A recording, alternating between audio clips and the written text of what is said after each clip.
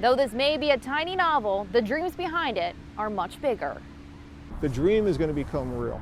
Mark Shaper, the co-author of Tiny Heart, a short novel based in Charleston, says his plans for the book he co-wrote with his wife are just beginning. And though the premise for the book all started with an idea, not a dream, it's become one. December 6, 2016, I was lying in bed next to my wife, and I'm not dreaming because I'm not asleep, and it was literally like this idea just came to me. It was with the help of his wife that they came to the name Tiny. I originally called the girl Lily, like she was some girl from the forest, that type of thing, and she said, call her Tiny. I was like, Tiny? Tiny. I said, give me a couple hours, I got to chew on this, I got to think on it. And I came back and I said, yeah, let's go with it. The story goes on to say that Tiny woke up one morning as just 6 inches tall.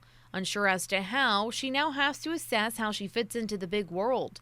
Through the assistance of a kind-hearted man, she takes a trip to learn how things have been and how they will be. But to Shaper, he says the main takeaway is no matter the difference, no one should be judged. We need to look more inside than outside, and that's really what's at the center of the story. That we need to be more focused on who a person is rather than what they are. Though the book came first and then a soundtrack written by Shaper and composed by Dave Landio, their next step is heading for the big screen.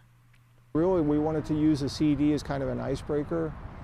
Sometimes it's easier for somebody to just pop in a CD rather than take the time to read the book. Wanting to keep the story local, the husband and wife duo hope to utilize the Lowcountry for their shooting location and Charlestonians for the cast and crew, including a very prominent figure with the River Dogs.